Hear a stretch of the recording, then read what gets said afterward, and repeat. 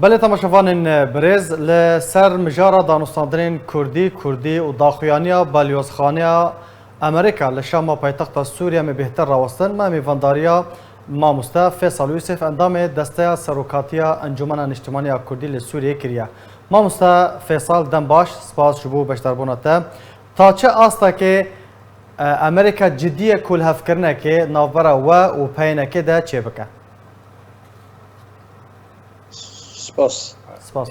امریکا فارق وحفظت يعني بركي بري ويجي دخوازي يعني وقت هناك كردي هبي هلوستا كردي هبي زلال جيد بيجن درجوان ديما وك امريكا جيك وامتيدا ارام بي ابنا كوكي هنا بين هلانين ايروجي يا قد بيجيك واغاب بالسرن كحدا تشرادي او بمسألة كن هبونا واي لشكري ودما تاريجي هبونا واي دبلوماسي بشتي بريا أمريكي نو الهرمي منا زلال دبيجن عم بيرنا جو أبنا كوكي هنا بين هلانين دناف كردادا وكرد وبيكاتي دي تريجي بهدورة بكن وأف هرمي أو نافتكن باكل بلاتي فراتيا جو دناف ده هرمي كرديجي كاربن انجمن اجتماعي كردي بيدا بينك كاربن بهدورة لبرنك. بله. أما سرفي برجوان تواي جو أوت بيكون أم بيرنا جي جو جيب كرنا بريارات دو شرار سوريا سرانسري سوريا كاروري جو أفغريز شرار سرب. بله. درباره جیوینا جوی هود به ورا ما مصطفی فیصل تو جیوینک گشتی کو هون و کو انا کسی و پینه که تدا آمده بون به جوی هود را و انجام دایان نه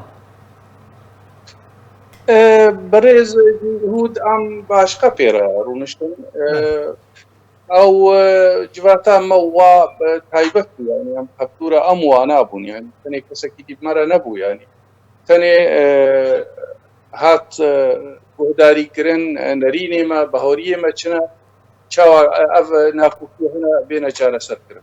بله. اگر های دروجن بيدا هفديدنا كگشتي همو آلی تیدا بجدار انا کسی پینه که به جوی هود یانجی به دیوید براونشتاین را هفديدنا ورا انجام دان.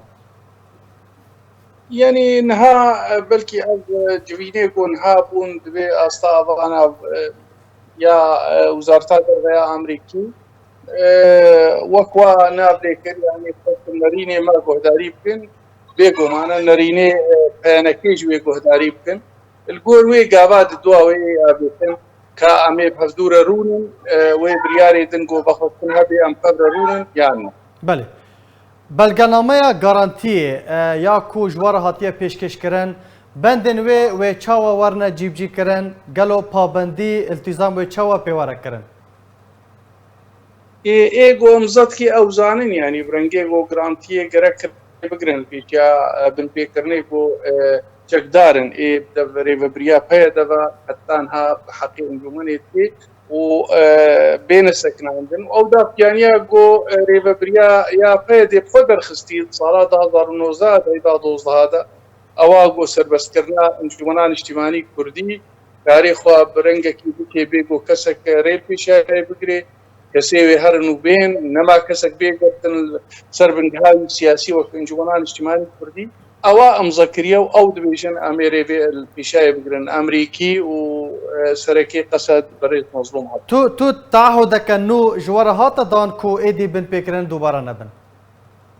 حتى انها نحو معنا او ديكومنتاغو هاتيا مذكرن ام البنداغو او جيب كن يعني او كفنكي نود بي يعني شهنجي وقتيغو بويا حتى انها او بن بيكرن نسكنينا حتاغو او ديكومنت جيب بيت في بين سكنان.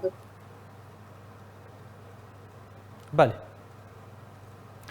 گلک سپاس جبو ما مصطفی فیصل یوسف اندام دسته سروکاتیا انجمن اجتماعی کردی لسوریه گلک سپاس جبو بشتر بوناته.